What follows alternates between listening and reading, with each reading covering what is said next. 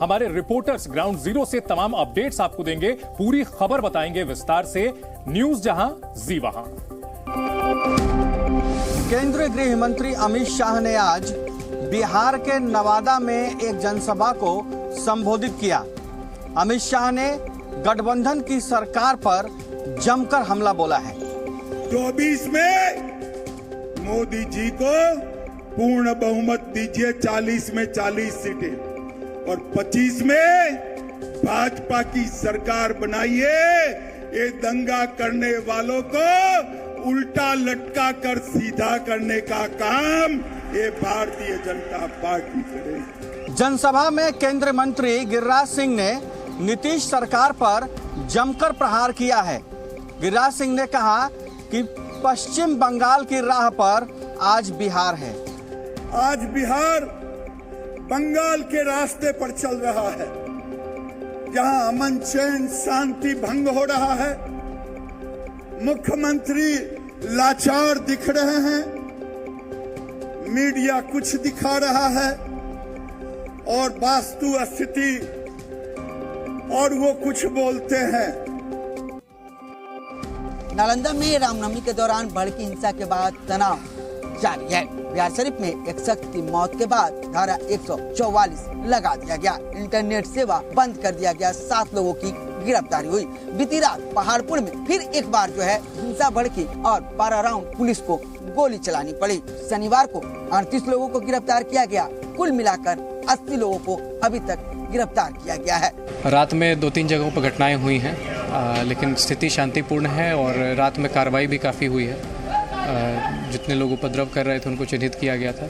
80 से ज़्यादा लोगों की गिरफ्तारियां हुई हैं और माहौल शांतिपूर्ण है। उसके बाद हर वार्ड से लोग हम लोग से फीडबैक भी दे रहे हैं। अर्धसैनिक बल की 9 कंपनियों को तैनात किया गया है, तो वहीं सुबह में फ्लैग मार्च किया गया है। नालंदा के डीएम ने कर्फ्यू की घोषणा कर दी है और स्कूल कॉलेज 4 अप्रैल तक बंद कर दिया गया है। कैमरा के साथ में जी मीडिया।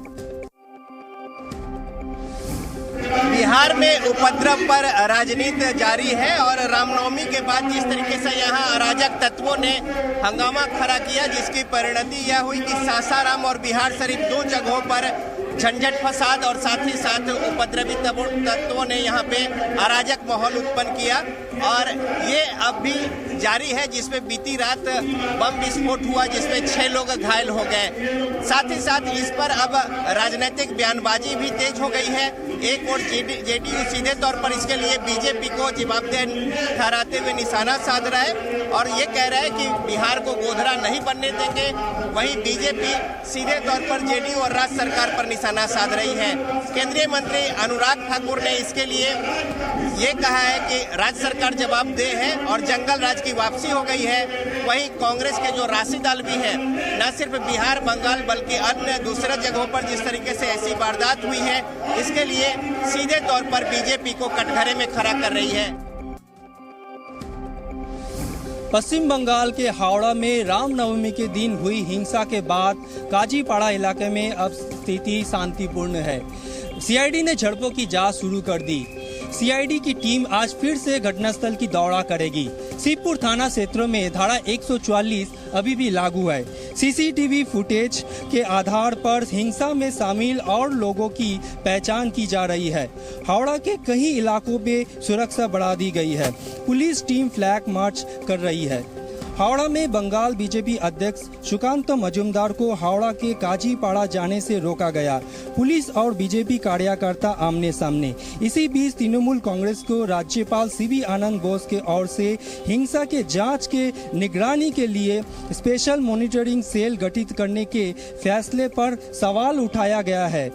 रामनवमी के समय जिस तरह से पश्चिम बंगाल में हुआ, कुछ देश के कुछ अन्य राज्यों में हुआ, तो दुर्भाग्यपूर्ण है। ममता दीदी सो रही हैं, एक वर्ग को संरक्षण प्रदान कर रही हैं और हिंदुओं की जो यात्रा थी, रामनवमी की शोभा यात्रा, उस समय खुलकर जो पथराव हुआ, आगजनी हुई, हिंसा हुई, उसके चलते एक पक्ष लेती रही वो। ये दुर्भाग्य है कि एक राज्य की मुख्यमंत्री के नाक तले उनके संरक्षण में हिंदुओं पर हमला होता है। शनिवार रात 8 बजे बर्दवान के शक्तिगढ़ में इसी जगह पे हुई शूटआउट, जहां पे एक व्हाइट रंग की एसयूवी गाड़ी खड़ी थी जिसमें बैठे हुए थे आसनसोल कोलियारी इलाके के मशहूर कोयला माफिया और व्यापारी राजू झा, जिसको टारगेट करके एक नीली रंग की गाड़ी आई और सामने ही वो गाड़ी खड़ी हो गई और वहां से ही 3 बंदे ने गोली चलाना शुरू कर दिया, जिसमें राजू झा की मौत हो गई और एक जन बुलेट इंजर्ड हुए। उसी के बाद पुलिस ने इन्वेस्टिगेशन शुरू किया है। पुलिस का प्राइमरी जो सस्पेक्ट है वो जो समझ रहे हैं कि कॉन्ट्रैक्ट किलर और प्रोफेशनल किलर से ही ये काम कराया गया है और इसके पीछे कोई बड़ा आदमी है जो ये कंस्पिरेसी किया है। हमारी यहाँ पे पश्चिम बंगाल की जो लॉ एंड ऑर्डर है वो पूरी तरीके से ध्वस्त हो चुकी है। दिन दहाड़े लोगों को शूट आउट किया जा रहा है। जो एक्यूज है वो लोग आए थे, वो गाड़ी अबेंडन करके वो लोग चले गए। उस गाड़ी को पुलिस ने सीज किया है और वहां से भी कुछ एविडेंस वो लोग पाए हैं। सीसीटीवी फुटेज देखा जा रहा है और कौन कौन इसमें शामिल है ये भी देख रहा है।